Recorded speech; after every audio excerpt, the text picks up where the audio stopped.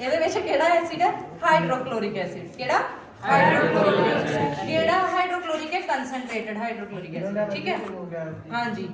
ਉਹ ਤੇ ਜ਼ਿਆਦਾ ਕੰਸੈਂਟਰੇਟਡ ਹੈ ਤਾਂ ਕਰਕੇ ਠੀਕ ਹੈ ਪੰਜੈਂਟ ਜੀ ਸਮੈਲ ਹੈ ਇਹਦੀ ਹੁਣ ਇਹਦੇ ਵਿੱਚ ਕੀ ਕਰਨਾ ਆਪਾਂ ਇਹ ਡਾਇਲੂਟ ਕਰਨਾ ਇਹਨੂੰ ਡਾਇਲੂਟ ਕਰਨ ਦੀ ਕੀ ਪ੍ਰੋਸੈਸ ਹੈ ਪਾਣੀ ਦੇ ਵਿੱਚ ਐਸਿਡ ਪਾਣਾ ਐਸਿਡ ਦੇ ਵਿੱਚ ਅਗਰ ਅਸੀਂ ਪਾਣੀ ਪਾਵਾਂਗੇ ਤੁਸੀਂ ਦੇਖੋ ਹੀਟ ਨਿਕਲਦੀ ਹੈ ਬਾਹਰ ਹੈਨਾ ਜਿੱਦਾਂ ਹੀ ਆਪਾਂ ਪਾਣੀ ਪਾਣਾ ਪਾਣੀ ਬਾਹਰ ਨੂੰ ਆਣਾ ਸਪਿਲ ਹੋ ਸਕਦਾ ਸਾਡੇ ਮੂੰਹ ਤੇ ਹੱਥਾਂ ਦੇ ਹੈਨਾ ਨੁਕਸਾਨ ਹੋ ਜਾਏਗਾ ਬਰਨ ਹੋ ਜਾਏਗਾ ਇਸ ਕਰਕੇ ਅਸੀਂ ਕੀ ਕਰਨਾ ਪਾਣੀ ਦੇ ਵਿੱਚ ਹਮੇਸ਼ਾ ਐਸਿਡ ਪਾਣਾ ਡਾਇਲੂਟ ਆਪਣੇ ਹਿਸਾਬ ਨਾਲ ਕਰਨਾ ਹੈ ਕਿ